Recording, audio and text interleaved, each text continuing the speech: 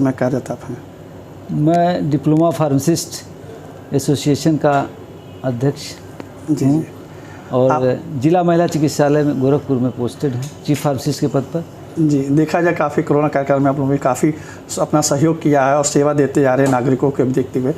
आपके निगाहों में जो हमारा चुनावी बुखार चल रहा है इस समय, नेताओं का काफ़ी जोर शोर है। देखा जाए आज के देश जो राजनीति इस समय माहौल चल रहा है, शिक्षा के बारे में क्या, रोजगार के बारे में क्या किसी ने सोचा आज तक? देखिए, हर विभाग के कर्मचारियों की छटनी कर रहे हैं। बेरोजगारी बढ़ती जा रही है, महंगाई बढ़ती जा रही है। बेरोजगारी और महंगाई को देखते हुए पूरे प्रदेश की जनता एकदम उद्वेलित है। महंगाई और बेरोजगारी पर कोई अंकुश नहीं है इस सरकार का। हम इस सरकार को विरोध नहीं करते हैं। इस सरकार ने भी कई उपलब्धियां हासिल की हैं जिसका पूरा प्रदेश स्वागत करता है। लेकिन इस दो पॉइंट पर जो है ये सरकार एकदम क्रियाशील नहीं है। एक तो बेरोजगारी, दूसरे भ्रष्टाचार और तीसरी महंगाई। जी। और देखा जाए इस समय जो प्रवेश चल रहा है इसमें नेता जिस तरह की टिप्पणियां कर रहे हैं, हम इनके हैं तो उनके हैं, तमाम बातें ऐसे आ रही हैं। आप इस पर क्या कहना चाहेंगे? कई तरह के सवाल जवाब उठते हैं और शब्दों की मर्यादाओं से पार हो रहे नेता, तो ऐसे में नेता कैसा होना चाहिए? ऐसा देखिए, ये लोकतंत्र है। हर नेता को अपना वोट पाने के लिए तरह तरह के हथकंडे अपनाए जा रहे हैं, उसमें उनका कसूर नहीं है। ये हमारी व्यवस्था का कसूर है कि कोई जात पर, कोई धर्म पर, कोई किसी पर, किसी लालच में हर तरह के प्रलोभन दे रहे हैं। ये ठीक नहीं है। ये लोकतंत्र में हमारे ये सबकी स्वतंत्रता है। हर आदमी की बात अपनी व्यक्ति है कि हर तरह से वोट पाने के लिए ये सब हथकंडे अपनाए जा रहे हैं और इस समय नहीं अपनाए जा रहे हैं, पहले से अपनाए जाते थे। लेकिन हमारा स्वास्थ्य विभाग में हम लोग जिस पद पर हैं उसको सरकार उपेक्षित की हुई है। हम लोगों के मान सम्मान, हमारी कार्यप्रणाली, हम लोगों की शैली, हम लोगों के वर्क, हम लोगों को फीडबैक, दवाओं का फीडबैक, दवाओं की उपयोगिता, दवाओं की गुणवत्ता, ये सब पर जो है हमारा सरकार ध्यान नहीं दे रही है। इसको ध्यान देने की ज़रूरत है। ये हम लोग इस कड़ी के सबसे महत्वपूर्ण अंग हैं जिसको सरकार उपेक्षित की हुई है। सर, मैं दिनेश कुमार सिंह हूँ और चीफ फार्मासिस्ट हूँ जिला चिकित्सालय गोरखपुर में। सर, आप काफ़ी सेवा करते चले आ रहे हैं, तो आप ये बताइए कि आजकल जो चुनावी बुखार चढ़ रहा है और आज के देश की राजनीति और नेताओं का परख कैसे करेंगे? देखिए, एक तो हम लोग सरकारी कर्मचारी कि जो इस समय चुनाव माहौल चल रहा है, इस चुनाव माहौल में जिस तरह के बातों की टिप्पणी की जा रही है और जिस तरह की शब्दों का बाहर कर रहे हैं, एक दूसरे का कचाट कर रहे हैं, गानों का फुगार कर रहे हैं, एक आपके विचार क्या आ रहे हैं कि कैसा नेता इस माहौल में चुनेंगे हम? कैसा नेता का होना चाहिए, क्या क्या आना चाहिए? जी बताएं।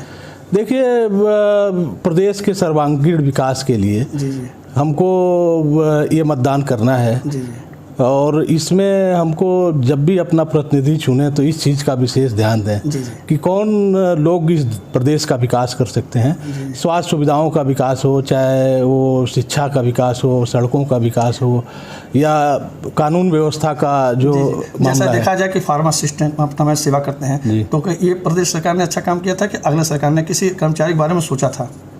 नहीं, सरकारें देखिए वेलफेयर का काम तो हर सरकारें अपने हिसाब से करती हैं, लेकिन हमारे नए कर्मचारियों की मुख्य समस्याएं हैं। पुरानी पेंशन बहाली अगर हो जाए, हमारे जो आउटसोर्सिंग और संविदा के कर्मचारी हैं उनको नियमित कर दिया जाए और उनको एक सम्मानजनक वेतन मिले। जो भी सरकार अगर ये करती है तो हम कर्मचारियों के लिए बहुत अच्छा होगा। विकास काम तो देखा जाए तो कौन सा अच्छा हुआ आपके निगाहों में?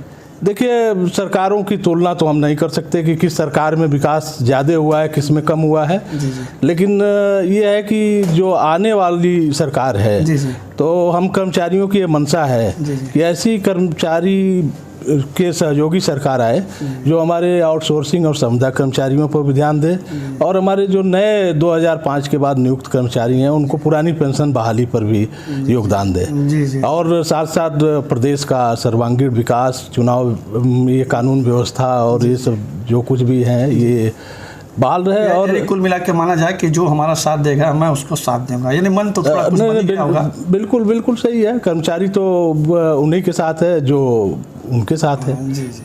ऐसा करना मैं जनप्रतिनिधि कैसा हो और जो भी आज के प्रवेश में जिस तरह के माहौल चल रहा है उसी संबंधित उनसे पूछते हैं। सर, आपका नाम क्या है और शुभ नाम, साथ में सकें आपके लोकप्रिय यूट्यूब चैनल पर आपका हार्दिक स्वागत, अभिनंदन है। धन्यवाद भाई साहब। मेरा नाम बीबी सिंह है। मैं उत्तर प्रदेश प्रयोगशाला प्राविधिक संघ का प्रदेश महामंत्री हूं और राज्य कर्मचारी संयुक्त परिषद का भी मैं प्रदेश उपाध्यक्ष हूं। बहुत अच्छा सवाल आपने किया है।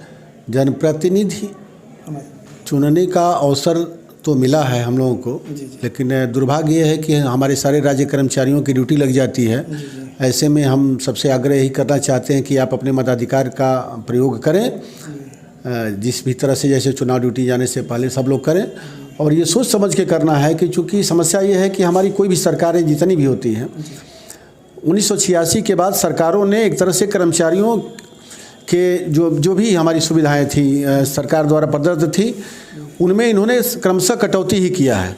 तो हमारे लिए तो बड़ी दुर्भाग्यपूर्ण की स्थिति है कि कोई सरकार हमारी हितैषी नहीं है, चाहे वो हमारे लिए क्षेत्रीय दल रहे हों, चाहे हमारे लिए राष्ट्रीय दल रहे हों।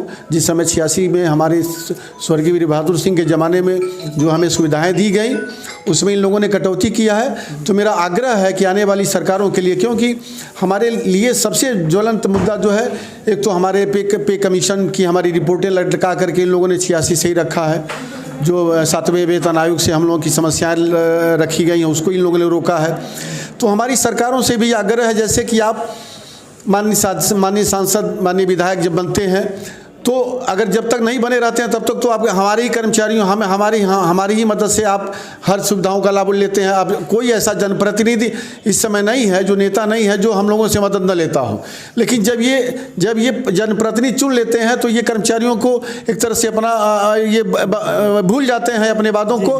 मेरा आग्रह है कि कोई जनप्रतिनिधि इस तरह से बने तो अपने स्वार्थ से ऊपर उठ करके कम से कम एक कर्मचारियों के बारे में सोचे। जैसे समस्या ये है कि आप अगर एक दिन के लिए हो जाते हैं तो आपको पेंशन चाहिए, आप विधायक पेंशन, सांसद, माननीय सांसद जी को पेंशन, फिर उसके बाद विधवा पेंशन, विकलांग पेंशन, सारी चीज़ें हैं।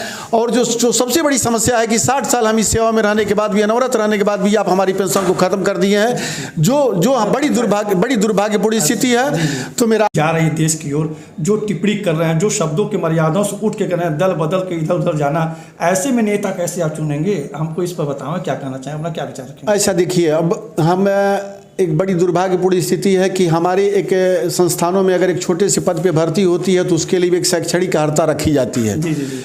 और हमारे जनप्रतिनिधियों में इस तरह की कोई शैक्षणिक योग्यता नहीं है कि इस तरह का रखा जाए। तो सबसे पहले तो निर्वाचन आयोग को चाहिए कि जो अपराधी प्रवृत्ति के हों, जो भ्रष्ट हों, जो इस तरह से आचरण के गंदे लोग हों, उनको टिकट से भी वंचित किया जाए।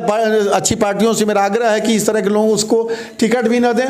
और एक साफ सुथरी छवि के पढ़े लिखे लोगों से, हर समाज के तबके से, जिस मान हम लोग भी रिटायर हो जाते हैं, समस्याएं नहीं रहती हैं। लेकिन रोजगार के क्षेत्र में अभी इनको काम करना है, शिक्षा के क्षेत्र में इनको काम करना है, और कर्मचारियों को जो अपना बदुआ मजदूर समझते हैं उसके प्रति इनका जो है रवैया बदलना पड़ेगा। और ये रवैया बदलें तभी इनका भी भला होगा।